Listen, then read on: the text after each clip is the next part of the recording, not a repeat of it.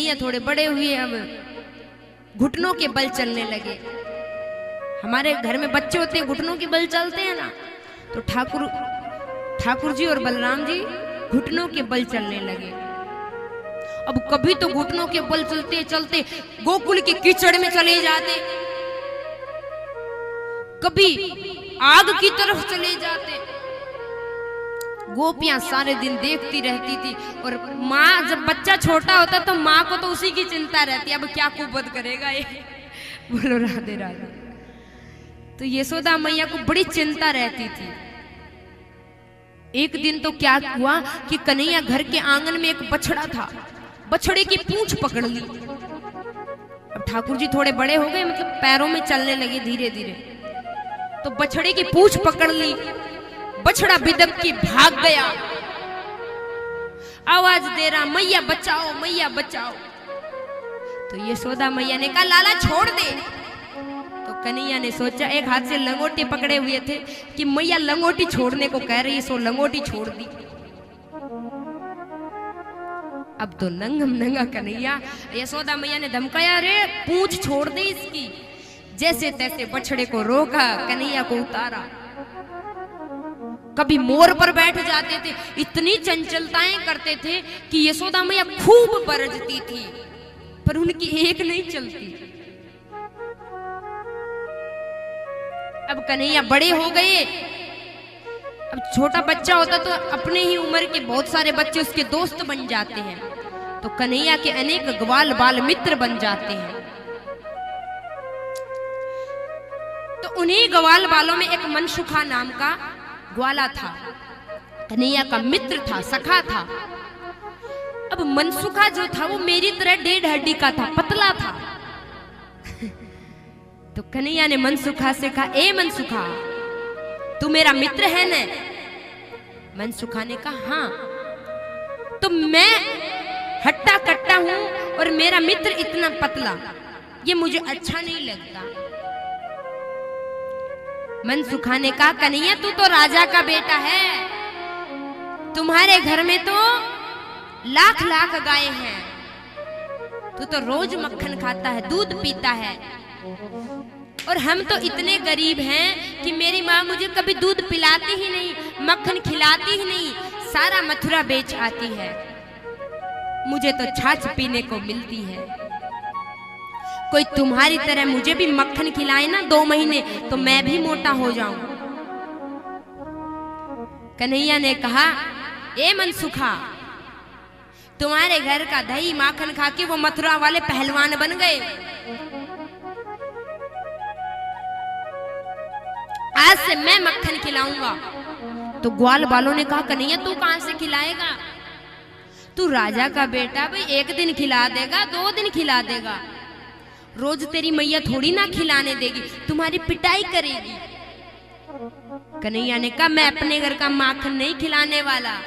तो बोले, मैं कमा करके माखन खिलाऊंगा। ग्वाल बालों ने कहा, कन्हैया तुझे कमाना भी आता है?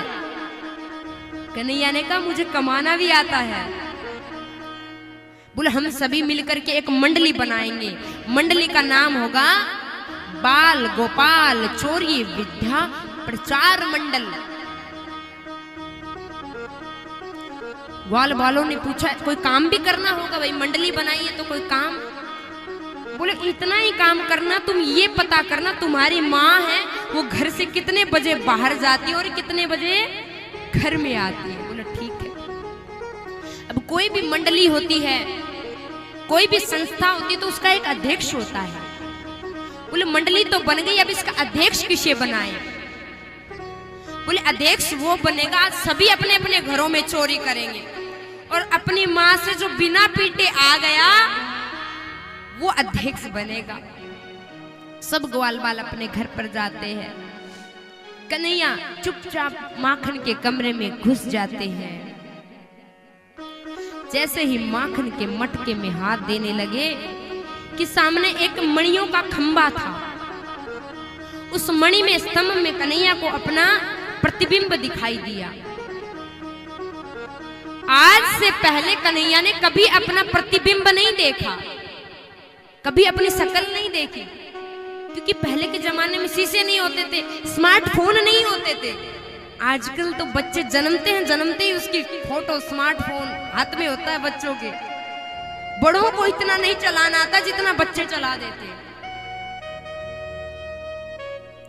तो कन्हैया ने पहली बार मणि में स्तंभ में अपना प्रतिबिंब देखा तो डर गई एकदम।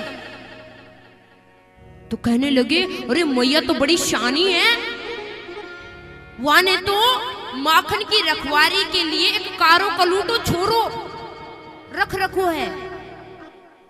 कन्हैया कहने लगा, भैया तुम मैया से मती कहियो, माखन में तुम्हारो भी भाग होगो, तू भी माखन खा ले। इतने में यशोदा मैया कन्हैया को ढूंढती हुई उस कमरे में आ जाती है। कन्हैया क्या कर रहा है? कन्हैया ने कहा, मैया हमारे घर में नए माखन की चोरी करें, मैं मना करूं, मैं क्रोध करूं तो उल्टा मुंह पे क्रोध करे। यशोदा मैया कन्हैया की तरफ देखने लगी तो बोला, मैया तू मुझे यहाँ तरह क्यों देख रही है? मोहे माखन को तनिक भी लोभ नाए है। यशोदा मैया हंसने लगी, बोली, ये कारा करूटा छोरा कोई और नहीं, तू ही है। हंसती हुई यशोदा मैया कन्हैया को गले से लगाती है। बच्चे बड़े चतुर होते बात बनाने में। अब यशोदा मैया घर के कामों में लग गई। फिर से कन्हैया माखन के कमरे में घुसते हैं। इस बार तो मटके में हाथ दिया और भोग भी लगा लिया। इतने में यशोदा मैया आती, ओ कन्हैया क्या कर रहा है, कहां है? लेकिन कन्हैया ने जैसे यशोदा मैया की आवाज सुनी बिल्कुल चुप हो गया। यशोदा मैया जोर से बोलती है, ओ मेरे बाप कन्हैया। यशोदा मैया माखन के कक्ष में कन्हैया को देखती, क्या कर रहा है तू यहाँ? कन्हैया ने कहा, मैया अब बात तो बनानी पड़ेगी, चोरी पकड़े गई कि मैया आपने जो हाथ में मुझे ये कंगन पहना रखा है ना, इसमें जलन होती है। तो किसी बढ़िया वेद ने बतायो कि माखन के मटके में हाथ देने से जलन ठीक हो जावे, ठंड मिलती है। अच्छा तो ये बता, हाथ की जलन मिटाने के लिए तुमने हाथ दिया वो तो ठीक है, पर ये मुंह पे माखन क्यों लगा है? कन्हैया ने सोचा चोरी पकड़ी गई, तुरंत बात बनाई, मैया मेरे पैरन पे एक चींटी चढ़ी और चढ़ती चढ़ती मेरे मुखड़े पे आ गई। मैंने बाँ को हटाया तो माखन मुख पे लग गयो। यशोदा मैया समझती तो सभी थी, समझ तो सब रही। अब बच्चे होते हैं बात बनाने में बड़े निपुण होते हैं, ऐसी बातें सुन के माँ बाप बड़े खुश होते हैं। कन्हैया को हृदय से लगाया, घर के कामों में लग गई। सारी मित्र मंडली इकट्ठी होती है।